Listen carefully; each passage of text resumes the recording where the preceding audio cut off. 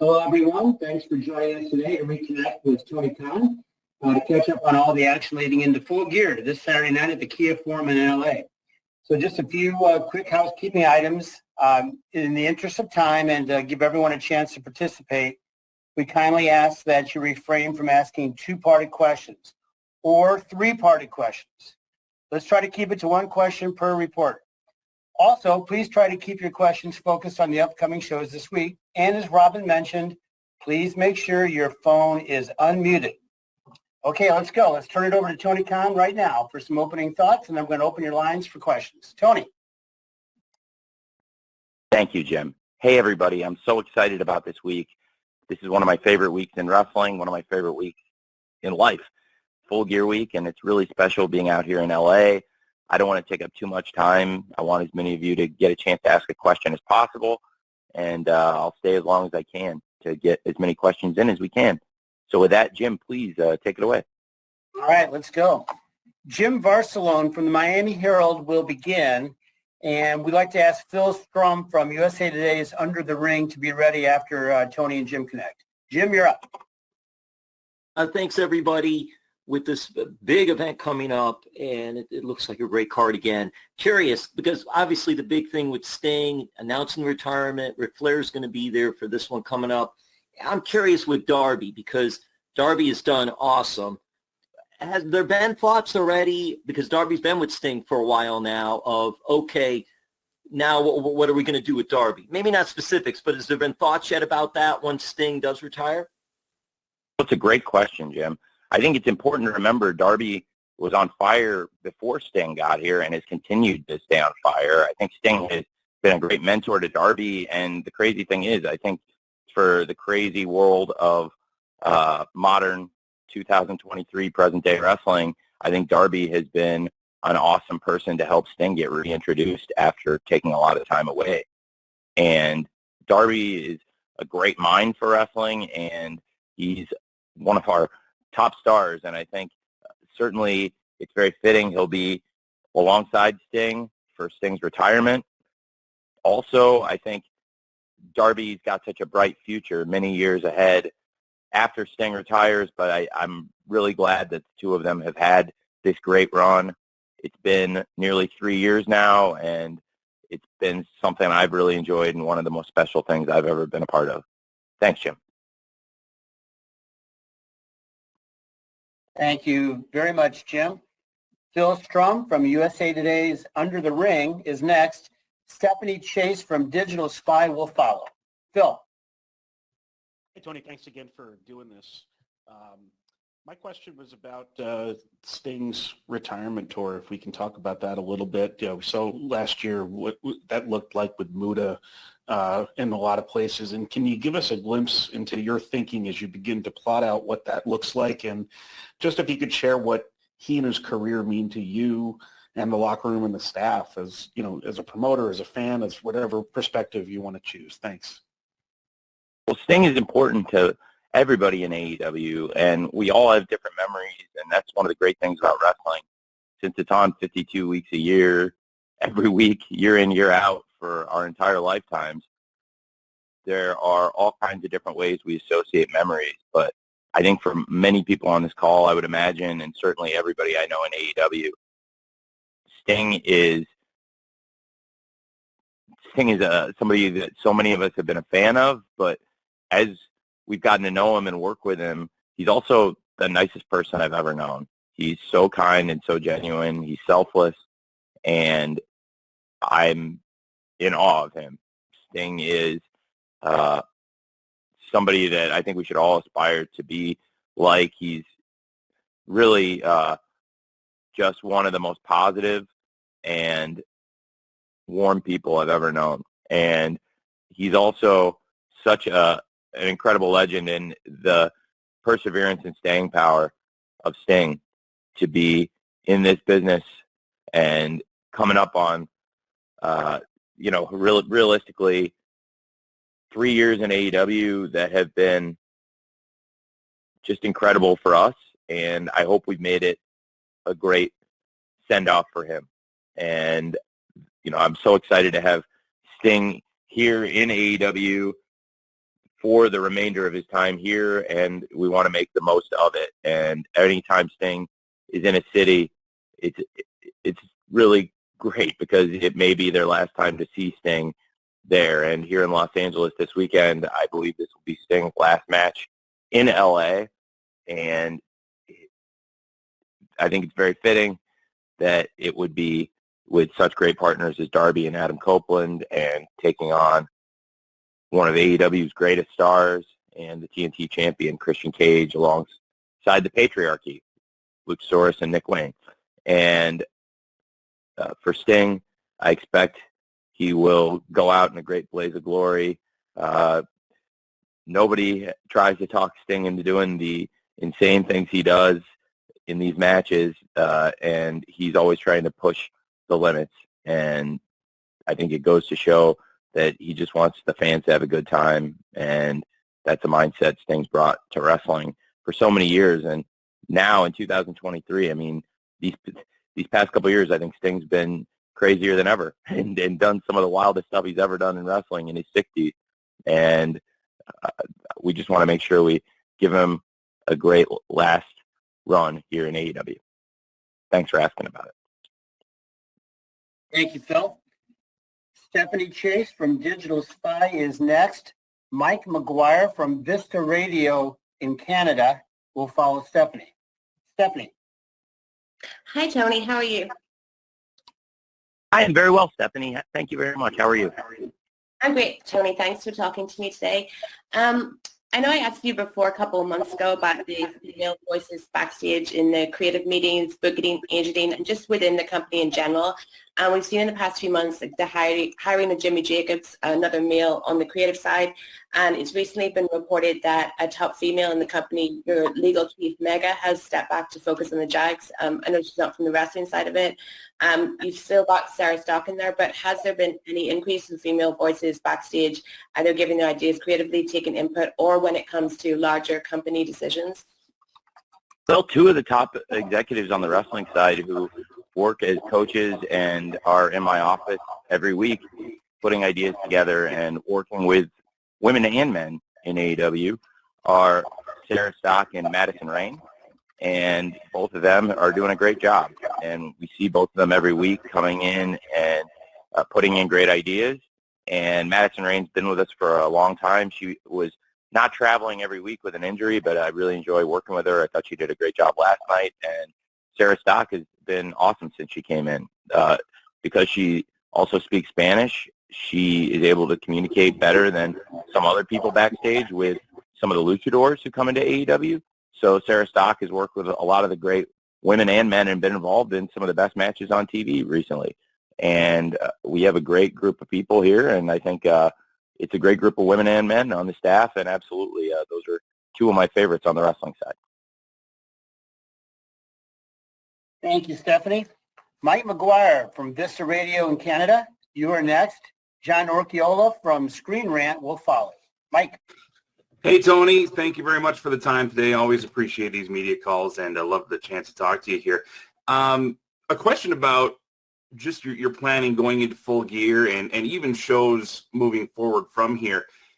You've obviously been dealing with a lot of injuries, a lot of plan Bs, plan Cs, and maybe some of these decisions have been made more on the fly than others. And I don't want you to spill the beans here. I like watching wrestling and being surprised. But I guess the question I have is, with the level of intensity that your wrestlers are putting out in the ring today, are you coming up with plan Bs and plan Cs more often now in case something, heaven forbid, does happen in the ring? Well, it's a great question. I think we got some practice at that in the lockdown era because very frequently, and again, I mentioned earlier, and we all know it, wrestling is a 52-week-a-year business. There's no off-season, and it is the ultimate nonstop marathon that never ends until you quit. And I think that in the lockdown era, in 2020 and 21, we got a lot of practice with people being out with, during the lockdown, either exposures or people who had COVID. And so we didn't want them to come in, and we would change plans from what we previously had to protect those people and protect everybody. And there were periods of time where lots of people weren't traveling. So I changed a lot of things, and it sometimes led to great moments. Like John Moxley and Eddie Kingston was something that if you watched All Out 2020, there was a battle royal, and it came down to Lance Archer and Eddie Kingston. And if you watch it, I think it's clear those are the two guys, not only obviously the two final people in the Casino Battle Royal, but also two people that I was setting up where they were both future John Moxley opponents. But Eddie ended up moving up the order, and that match happened sooner than I was originally planning it. It worked out great. And here we are at Full Gear, and that ended up being the main event of Full Gear 3 years ago, one of my favorite shows we've done. And there's been so many great things along the way that happened due to an injury or a change. But on the flip side, I can't lie to you and say it's been easy or that, I've been happy about it. I think that some of the stuff that happened at Grand Slam in particular, it was such a great show, and we're on such a great run of big events, yet losing Adam Cole for an extended period of time and John Moxley for a shorter period of time, but one that also had major effects on the company. These were really challenging, and also those guys were on a roll and doing great stuff.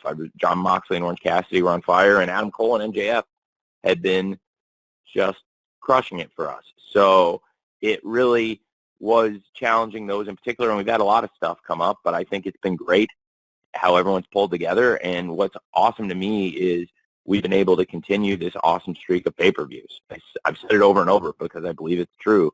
Since Collision started in particular, I think we're on the best run of pay-per-views we've ever done. We started the year great with Revolution, and there were a lot of things I liked at Double or Nothing. And then when Collision kicked in, I absolutely believe that when we went from doing 3 hours of television every week to 5 hours of TV every week, it allows us to tell a lot more stories, and it definitely sets us up in a good position going into the pay-per-views, not only to be able to build up more matches, but also feature more great wrestling on TV every week to get us to the pay-per-views. And it has only made the pay-per-views feel more special. And I believe that the run we're on from Forbidden Door in Toronto, and then the biggest thing we've ever done, of course, All In, Wembley, London Stadium, and then All Out and Wrestle Dream. That's my favorite run of shows we've done, and now we have a chance to extend it this weekend, Saturday, at Full Gear, and it's been a lot of changes to get here,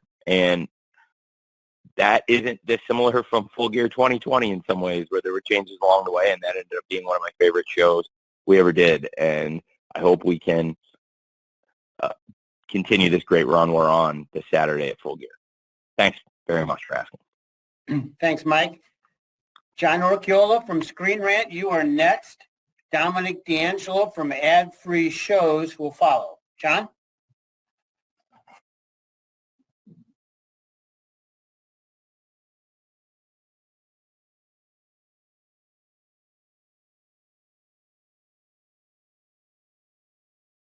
John?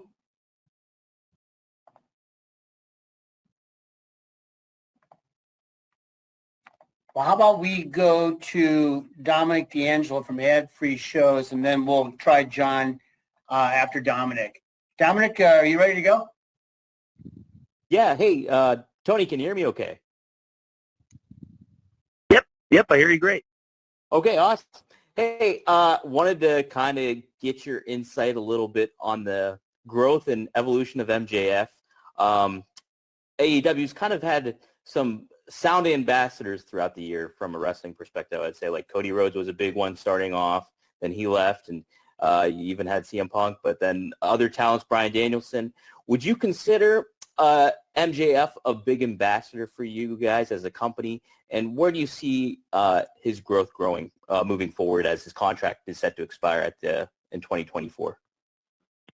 Well, MJF is the AEW World Champion and face of the company in so many ways, and has been with us since the very beginning. He was involved in the very first AEW match ever from start to finish, and he's been involved in so many of our best shows and great moments in AEW. And when you talk about the greatest homegrown stars, I think the conversation starts with MJF. And he is a great champion, and we've seen him grow a lot as a champion. When he started, he really took shortcuts, and we heard MJF say he wanted to be a champion who held on to the title by hook or by crook, and only defended it when he was forced to in mandatory matches. And now he's grown into a fighting champion. And I think a lot of this happened when he bonded with Adam Cole. Every time we'd seen MJF make a connection with somebody, he'd stab them in the back time after time. And we don't know what's going to happen with Adam Cole and MJF. Nobody does, I think. But I think that it's certainly been something that's definitely affected him on as far as how he's treated the championship and himself as the champion. And I think there's been great growth there in MJF on screen and off screen. MJF's been a great leader for AEW and somebody that we can really count on as a great champion, which I don't know if anybody would have predicted that when we did the first AEW show at the LA Forum. So it shows how much things can change in a year and change. And so I believe not only is MJF one of our great homegrown stars and the kind of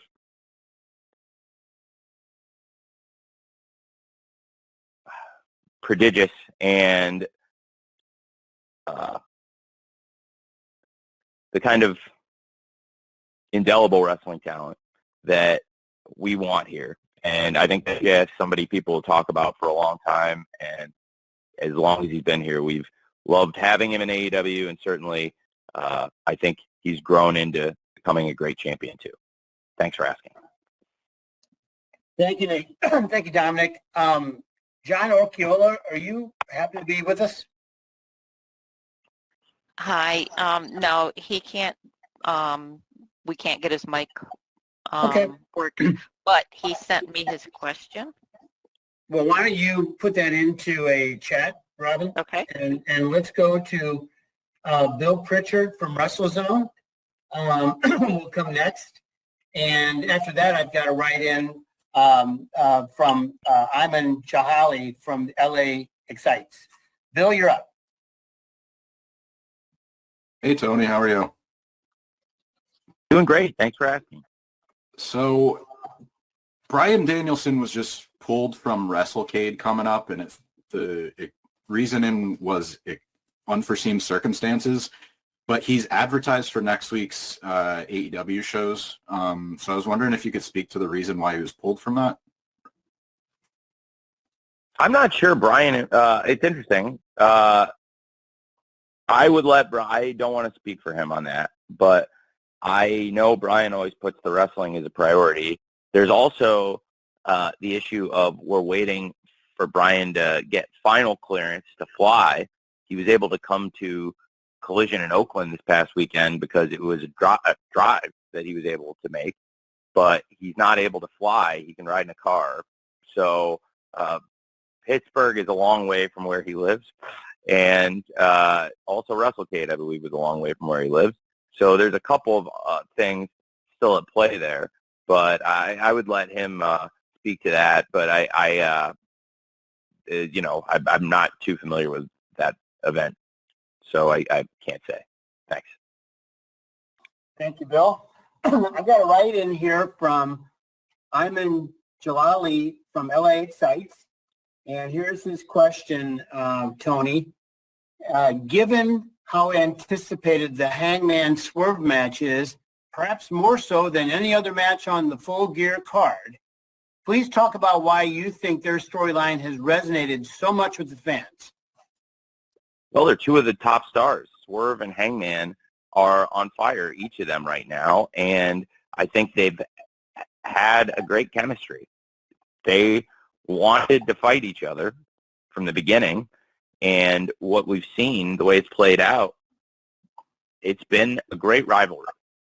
And I think it's great to see in wrestling two people that care so much about beating the hell out of each other. And what started as a rivalry about who can out-wrestle each other and who is going to be the bigger star going forward has turned into something far more personal. And I've really enjoyed it. And I thought last night was an incredible segment, and a lot of credit to both men for making it possible. I think Swerve, some of his actions along the way have been unscrupulous, but they've made for good wrestling. And I've had people ask me at times questions about some of what's happening with some of the heels and why I haven't punished them for some of the things they've done. And frankly, I don't think it's my place to, and I don't think it would serve the baby faces in these situations for me to be doing that.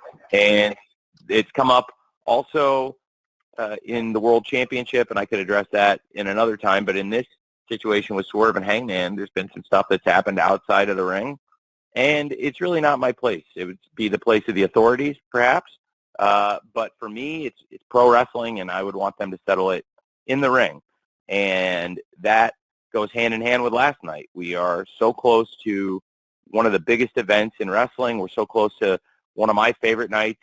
I can't wait to walk into the Forum on Saturday morning and realize fully that it's Full Gear and it's in the Forum. I can't believe it. And it's going to be awesome.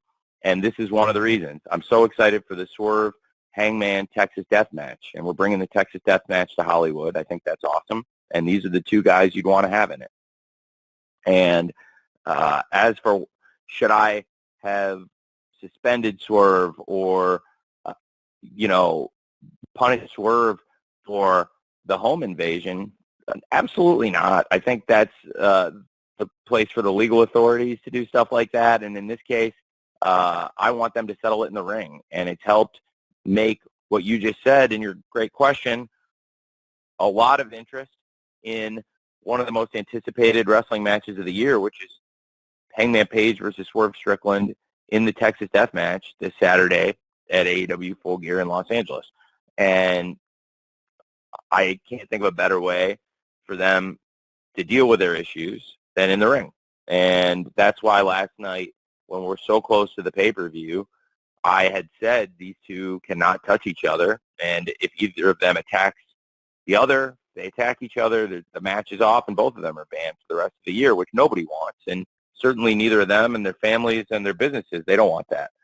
So it ended up making for a very effective segment. And I think we heard Hangman as angry as we've ever heard him, and he's been in some of the best Texas Death Matches I've ever seen.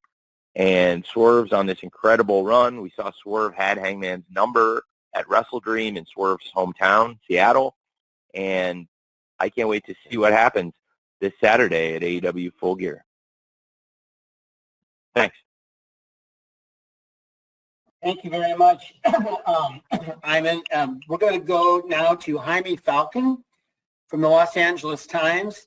And following Jaime, we're going to then go to Amy Nemedy from WrestleJoy. Jaime, you're up. How's it going? Tony, thank you for making time for us today, and hope you're enjoying this beautiful LA weather compared to what you had to deal with yesterday. Yeah, it's great.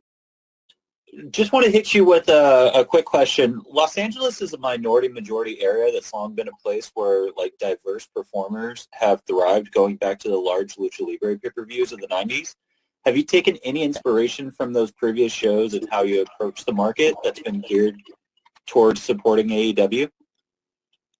Well, it's a great question.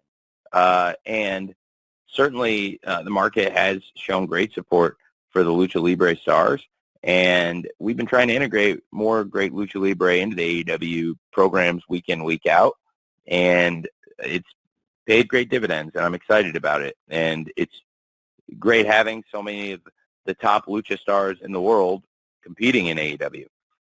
And going forward, we want to do a lot more of it, and I absolutely think it's a great point. And it's something that we've been thinking a lot about, and I've been trying to cultivate relationships. Of course, everybody saw Mystico came in recently from CMLL and competed in AEW, and from the beginning of AEW, we've tried to have great Lucha Libre stars involved. Some of the most decorated wrestlers in the history of AEW are the Lucha Brothers. Pentel Zero Miedo and Ray Phoenix, who've held the World Tag Team Championship and the World Trios Championship, and Ray Phoenix has held the International Championship, which puts him on a very short list with Pac and Kenny Omega as, I believe, the only 3 people in AEW ever to hold singles, tag, and trios championships. And we have, in addition this weekend, something I'm really excited about, which is the return of Roosh. And when Roosh and his brother Dralistico and the LFI came back to AEW, I think there's been so much interest, and Roosh brings an intensity and an authenticity that everybody can see when he gets out and fights. And his brother Dralistico has so much upside, so much potential, and they've earned this spot in this World Championship match. The fans are behind LFI, even though they're very polarizing in AEW. And it feels like Roosh has that chemistry, that leadership to make LFI very relevant as well. Andrade El Idolo has been a great competitor for us lately. And in addition to the great stars in AEW, young stars that we've been trying to bring up, like Commander, who we signed, I also am really excited about the return from injury of Bandito, who I would have loved to have featured this week. He's one of my favorite up-and-coming wrestlers, and he's a great person. I think the world of Bandito, and I wish he was healthy, and he will be soon. So there's a lot of great lucha stars in AEW, and certainly it's a great market for that. And that's a great thought and a great point, and certainly across this week we tried to have a number of lucha stars involved this week with AEW in California. Thanks for asking. Thank you, Lenny. Amy Nemedy from WrestleJoy is next. Sean Ross Sapp from Fightful will follow Amy. You're up, Amy. Hi, Tony. The talk of Tinseltown has centered around the Hollywood homecoming of the dazzling Dame Toni Storm and her formidable foe, the strikingly dominant warrior, Hikaru Shida. As the head of entertainment, Mr. Khan, could you give us a peek behind the velvet curtain to your thoughts of this thrilling showdown at Full Gear for the AEW Women's World Championship? Yeah, I'm really excited for the match. I am very excited about Hikaru Shida versus Toni Storm for the AEW Women's World Championship. It's been a great rivalry, and I'm excited about the match and to take a closer look at it this weekend. I thought the sit-down interview last week was very compelling, and there were some great points. First of all, you have to look at Hikaru Shida, who is the most accomplished champion, arguably, in AEW. I think she would be on a very short list, certainly, of the great women and men who've competed in AEW since the first year and dominant competitors. And Hikaru Shida has not been pinned or submitted in 2023. She's been a great champion, and when she regained the championship, she put herself on not only a very short list, but I believe ensured her immortality in the AEW history books. And the run she's on is amazing. And it was a great sit-down interview between Shida and Toni Storm. And something I thought was such a great point was when Toni Storm answered Shida's question. She'd asked Toni, what happened to you? As it's clear, Toni's changed a lot, and some people think she's lost her mind. And Toni said, you happened to me. You're the one who's caused all this. I've changed because of you. And it's true. She'd had Toni's number. There was a time when the two of them were friends, and Shida Storm, is something that was a lot of fun, and they had a friendly, competitive rivalry. And Toni Storm at one time was a poster girl of AEW in a very different way. And she had something that some might consider of a fall from grace. I see it differently. When I sat down with Toni a long time ago, we had a shared vision for this stuff. And I came to Toni and showed her some ideas, old Hollywood movies, and it's exactly the kind of stuff she loved. And she had a vision that was very similar of a starlet. And the word she had used at the time months ago when we talked, this was a long time ago. It was when we first started, it was a long time ago, and I'll say this, it was when I first started working on getting Mariah her visa and stuff. And that took longer than I would have liked, but it's worked out great. And so I sat down with Tony a long time ago talking about old movies and plans and things we could do. And she started watching the movies, and she sank her teeth into it more than anybody's ever sank their teeth in anything ever. And she had such great ideas, and then we brainstormed, and I think Tony's great and love working with her. And it's just incredible. She is not just channeling the Hollywood starlet. She's become the Hollywood starlet. And it's undeniable. She is timeless Toni Storm now. And I've tried to come up with ideas to involve her in the show, get her more of her segments in, tell the story differently, and portray her and feature her differently than anybody else. And now I think for that great axiom or test, like the Halloween costume wrestler, is there a wrestler who is enjoyable and is a star and has a gimmick that somebody could go out and do for Halloween, and and isn't just necessarily a vanilla, something special. Well, I think if somebody wanted to go out and paint themselves black and white and be Toni Storm, that would be a hell of a Halloween costume. And I think she's grown to be something of an immortal character in AEW. I used that word earlier, and I mean it, because I think there's stuff in wrestling that people will remember years from now and talk about. And I think she's doing something people will remember for a long time, and it's only going to keep getting better and better as we keep going on, and it's really just getting started. And I think it's important to remember that, like Tony said, it got started with Sheeta. And Sheeta's the one who set her down this path to madness. Is it a path other Hollywood starlets have followed, like Norma Desmond or many others? Is there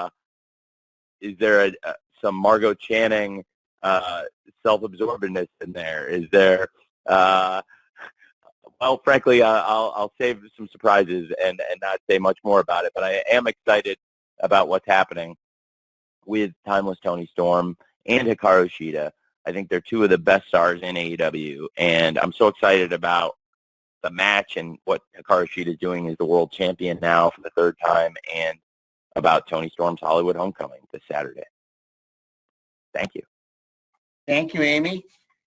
Sean Ross Sapp from Fightful is next, and Sean will be followed by Dave Meltzer from the Wrestling Observer. Sean. Hey, Tony. A couple weeks ago, we had the announcement of the All In pre-sale, and now we have hype surrounding an upcoming signing at AEW Full Gear. Much is made when you have these announcements, or even announcements of announcements. How do you sort of weigh when you do that and sort of decide how you hype them up and to what degree you hype them up? Because obviously that's something that's talked about a lot in its own. Well, it's a great question, Sean. That's a really well thought out question. And it's something I weigh all the time, because we have to announce matches and announce moments and announce huge things and signings. And sometimes you just try to do what feels right and create engagement. And that's something we've been able to do, whether it be on television or through social media. I think certainly we created a lot of awareness about Wembley by putting a lot of fanfare around the announcement, and then putting it on television and getting a lot of eyes on it and conversation about it. And I think now there's a lot of awareness about the December 1st on sale. And I think we've been able to use the TV and social media at times to get people excited. And then there's times where I like to keep people on their toes, and it was fun to have something this past week on Collision that people are blown away by, and that's the Continental Classic, which people are really excited for. And I'll have more information about that right after Full Gear. And for those of you coming to Full Gear, I can even talk to you with a lot more details in the scrum after the pay-per-view about where this is going and who's going to be involved in the Continental Classic and what's going to be taking place there in the weeks to come after Full Gear. I think right now I want to keep as much focus on Full Gear as possible. And you mentioned an announcement I had about a new signing. I'm really excited about that. And I think that's going to be someone that will be a great addition to AEW, and it's going to be a big deal. And, as for how to announce the announcements or when to announce things, it's something that definitely there's lots of different ways to slice and dice it, and there's tons of different ways to approach that. But really just trying to create excitement around our big promotions, events, wrestlers, and get good buzz around the company. And I think we've been able to do that. Last night's show was very well received, and I think people are pumped for Full Gear this weekend. On Saturday, I should add, by the way. It's weird, not the pay-per-views on Sunday, but I'm very, very glad we'll be doing it on Saturday, and then I'm able to red-eye back for the Jags game, too. Thanks, Sean. Thank you, Sean. Dave Meltzer from the Wrestling Observer is next. Paul Berry from Newsweek will follow Dave. Dave? Hey, Tony, how are you? Hey, I'm great, Dave. How are you? I'm great. I'm great. I'm looking forward to the weekend. And so as far as I guess it's what I'm kind of curious is you've done pay-per-views actually with shorter windows between them in the last, since the end of August. And what have you learned, pros and cons as far as putting it together and business-wise in doing that? And also, are you close to $1 million gate for Saturday? Yeah, that's a great great question at the end there too. We are approaching it. We've got a great gate. I think it's closer to the 900,000 range right now, and we've got a great chance to make a push with a big walk-up. And I think it's going to be one of the biggest crowds we've had all year, and it's going to be certainly a lot of fun. And I would put the Forum on a very short list of my favorite venues in the world. And it's been a lot of interesting and great things that have come from doing more pay-per-view events for us. And it's definitely been great for the business, bottom line. And that is something I felt confident about, frankly, Dave, from years of studying wrestling economics and business trends. And something you over the years have written is about the inelasticity of pro wrestling as a market, and that really every wrestling company that's expanded the pay-per-view calendar has been happy. And for us, we launched with 4 premium pay-per-view events, including Full Gear, which is this Saturday and is one of my favorites, and I'm really looking forward to the weekend too. When we added Forbidden Door, it made so much sense, and when that was not only successful, but it was the biggest debut of any of our pay-per-view shows, that made me see that, that what you've said for years, there's a lot of merit to it. And there's now, after we've established ourselves and built up the 4 events we launched with, Revolution, Double or Nothing, All Out, and Full Gear, and we added Wrestle Dream, then we added Forbidden Door. This past year, of course, we did add Wrestle Dream. That was something I had penciled in about a year in advance, really exactly a year in advance, because when Antonio Inoki passed away, I circled the date, and I wanted to do an event that would pay tribute to his life and legacy. And, I believe he's the one who made so much of what we do possible today. And I also, of course, felt really strongly about adding All In. And as you said, there's been different lengths between some of the pay-per-views It's been anywhere from a week to a month or over a month. And in this case, about a month and a half between Wrestle Dream and Full Gear, and I think that's been good. But, you know, the month between All Out and Wrestle Dream was really hot. We were able to get right into Wrestle Dream, and people liked that. So it feels like we've built a nice calendar this year that's sustainable because all the events have done really well. And we're having our biggest and best year we've ever had on pay-per-view as far as revenues. And it's also been, in my opinion, so that's a fact. It's been our best year in terms of revenues and buys. We've brought money in hand over fist, and every pay-per-view we've done this year has done really well. And in particular, All In, of course, the live gate was insane with, you know, $10 million gate, over 81,000 tickets sold. But the pay-per-view itself is about 200,000 pay-per-view buys and is one of our top 2 pay-per-view events ever and was bigger than any pay-per-view we did last year. So that set a new standard. As pay-per-view this year has been great business. And then my opinion, and I think it's an opinion shared by a lot of people, including the readers of The Observer, who've given some of these pay-per-views virtually unanimous thumbs up. I think there was one person who gave All Out a thumbs in the middle out of several hundred. I don't know. I would love to know, Dave, who the person who gave All Out thumbs in the middle is, if you could tell me. You know, Wrestle Dream, I think, was pretty similar, almost unanimous, if not unanimous, positive feedback. All In was an amazing pay-per-view that not only set all our box office records, but was a great show. And Bryan Danielson, when he came in last week, said he thought it was the best wrestling show he's ever seen in terms of everything involved with it. And, you know, and then Forbidden Doors, probably one of my favorite things. And I have never been more excited for anything than for Bryan to go out to Final Countdown to face Okada. And it has been great expanding the pay-per-view calendar. And also, I think this show, people feel really good about these shows in recent weeks.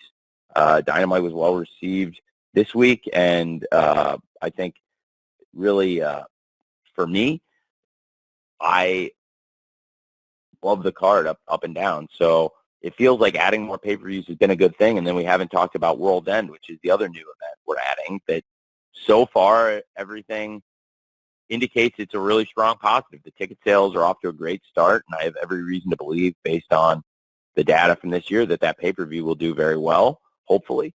And so, yeah, we've learned a lot by expanding the pay-per-view calendar, and it's mostly been really positive for us.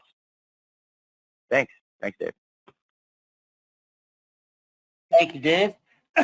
Paul Berry from Newsweek is next. Excuse me, and then I've got a write-in from Aranava Ghoshal from Sportskeeda. Paul. Hey, thanks for the time, Jim and Tony. Congrats on a really strong Full Gear card, shaped up really nicely. Significant part of the build for Full Gear has been the many threats coming after Max and the AEW World Title, especially the secret identity of the person behind the devil mask. So my question is, when you're building a story with a secret reveal like this, are you actively trying to leave clues for fans to follow and find along the way? Or are you more working to protect that reveal for the sake of making it feel like a bigger surprise? Well, that's a great question, and I don't want to tell you what's what. Are these clues? Are these red herrings? Certainly, we've put a lot of information out there, and it would be cruel of me at this point, after everything we've done, to tell you what is a red herring and what is important information for later. But I do think we've shared a lot of information in the course of this story, and really, it's been, for me, one of my favorite things on the show. Certainly, it's been challenging with Cole getting hurt, but we're all looking forward to having him back. He was on such a great run, and it's one of the things I take the most pride in when we look back at the end of the year, because Adam Cole, people, I think, after his head injuries, when he came back, I think he had been so hot when he came in 2021, and for better or worse, I don't know if people believed he was ever going to get as hot as he had been. And then in 2023, He defied all the expectations. I think there's a lot of people that really like Adam Cole, and I think there's a lot of people that believe in Adam Cole. But I honestly believe, and I've said this to him, and I said it to him in London right after Wembley with tears in his eyes, and I told him that I take as more pride in this probably than anything we've done all year, that there's people that didn't think he would get as hot as he had been in his peak of his career, and I believe in 2023 he's been hotter than he ever was or has been. And for us, certainly, he helped move so much business. And Adam Cole is one of the most important people in AEW, and it was brutal when he got hurt at Grand Slam, completely different than some of his prior injuries, and just a total fluke thing. And we've responded since then, trying to put on great shows. I think Wrestle Dream, after he got injured, was a great event, and we've had a lot of great shows since then, and I believe Full Gear will be a great event. And, I really look forward to when Adam Cole can come back healthy to AEW. And I think for having, MJF and Adam Cole as the tag team champions of Ring of Honor at All In, we started the show so great, we ended the show so great, and I believe that MJF and Jay White in the main event of Full Gear is such a great rivalry between somebody who is one of AEW's greatest homegrown stars and one of our best new generations of free agents. And their rivalry has been against the backdrop of the interference from, for lack of a better word, the devil.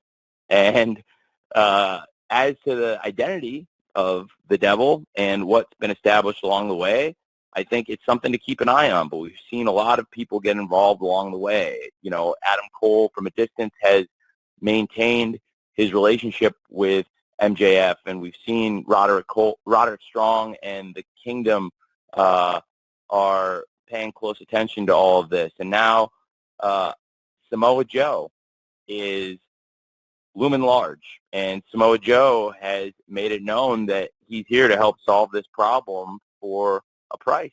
And then there's Wardlow, who's also looming large, and a lot of interesting things happening. And I'm very excited for Full Gear, and I think having MJF versus Jay White and knowing what's happened along the way, of course, the devil, I have a bone to pick with whoever it is, because the Acclaimed are great stars for us, great draw for the company. They move so much merch for us. And for whoever the devil is to take out the Acclaimed, I have a bone to pick with the devil myself now.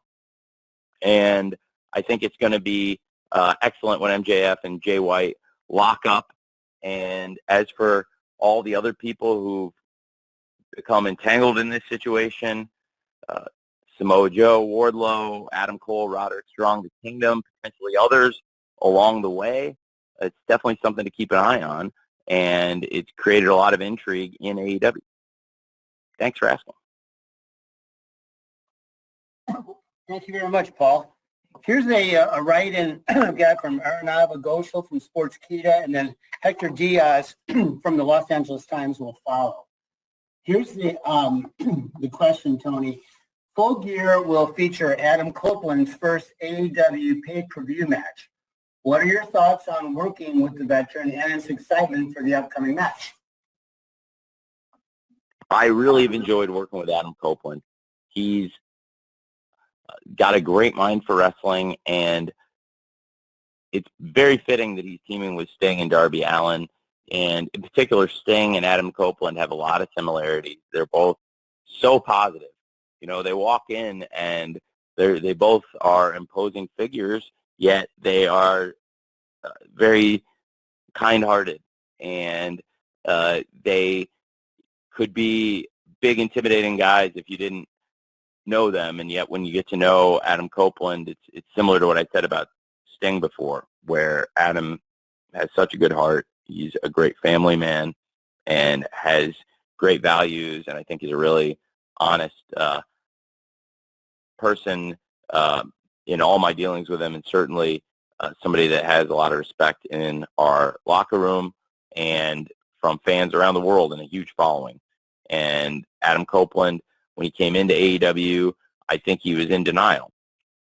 And he was in denial about who Christian Cage has become.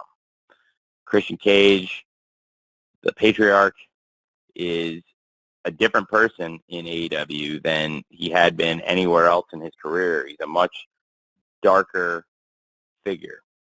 And the patriarch has taken advantage of misery and has taken advantage of personal tragedies in the lives of AEW wrestlers and in particular his opponents. And I think, for Adam Copeland to come into AEW and get involved with Sting and Darby Allin makes a lot of sense, and I'm glad they were able to open his eyes as to what Christian Cage has become. And now to see Adam Copeland and Christian Cage standing on opposite sides of the ring from each other in AEW, it's a big deal to me personally, and I think it'll be a big deal to a lot of the fans. And it's very cool that both of them have maintained such a high standard of excellence. And Adam Copeland being in AEW is a big deal for us. And I am very excited for the pay-per-view on Saturday and that match in particular. Thank you. Thank you very much. Hector Diaz from the Los Angeles Times is next. And if we have time after Hector, we've got one more from Liam Crowley from Comic Book. Hector? How's it going, Tony? Hey, great. Thanks for asking. How are you? I'm doing well. Is there a difference in how you plan multiple cards for this LA market, considering the minority majority, as opposed to like a market that's less Latinx dominated?